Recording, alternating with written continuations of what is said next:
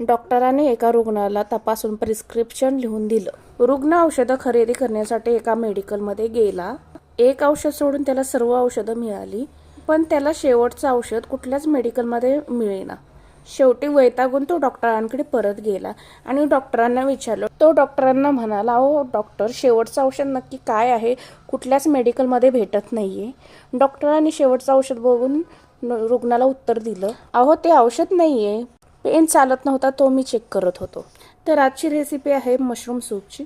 यामध्ये लसूण पाकळ्या, कांदा, mix herb, chili flakes, mushroom आणि कॉर्नफ्लॉवर याचा वापर केलेला आहे।